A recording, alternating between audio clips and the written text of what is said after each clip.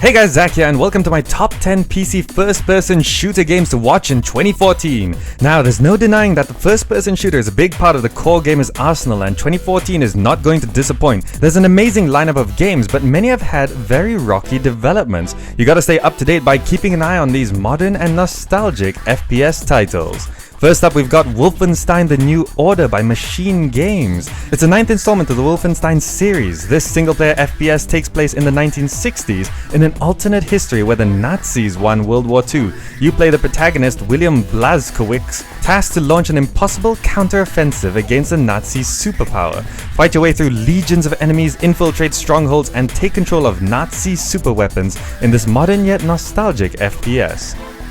Next up, we've got Prey 2 by Human Head, a sci-fi FPS where you play a human marshal accidentally transported to an alien planet. There you become a bounty hunter using weaponry, gadgetry, and parkour in this futuristic vertical environment. There's been some development problems, so better keep an eye on this one to see how it turns out. Then we have Doom 4 by ID Software. Nothing official has been seen, but the next addition to the Doom series is on its way. It's not a sequel or a reboot, but they'll probably just call it Doom and confuse everyone. They say when they officially show things, you'll see awesome, so let's hope they're telling the truth.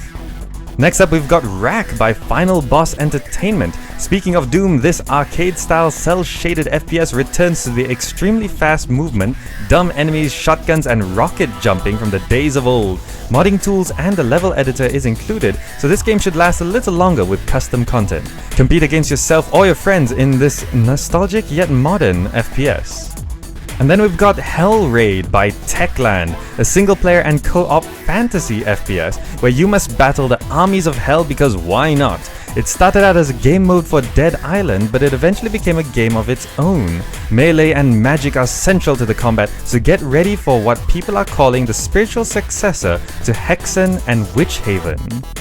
Then we've got Enemy Front by City Interactive. Here's a single-player, multiplayer, and co-op World War II FPS where you get to fight in open-ended levels against Nazis. Direct combat, sniping, or stealth and sabotage are all viable approaches. And it's exciting to see a return to the World War II genre and how they're trying to bring it to the next generation.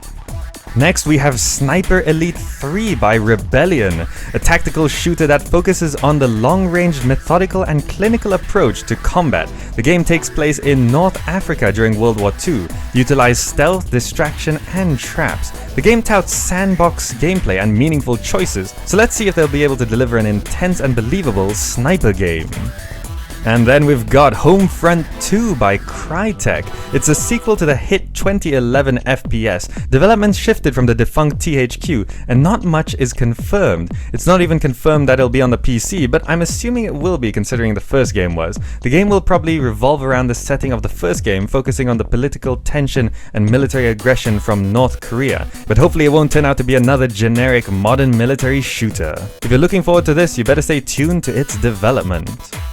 Next, we have Tom Clancy's Rainbow Six Patriots by Ubisoft, where a terrorist group called the True Patriots are wreaking some domestic terrorism.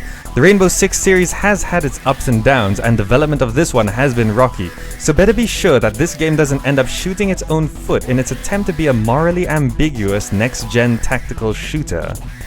And finally, left to the end to make you think I forgot about it, we have Titanfall by Respawn Entertainment, a multiplayer-only sci-fi FPS set in a futuristic world where you play a single pilot that can summon a mech called a Titan.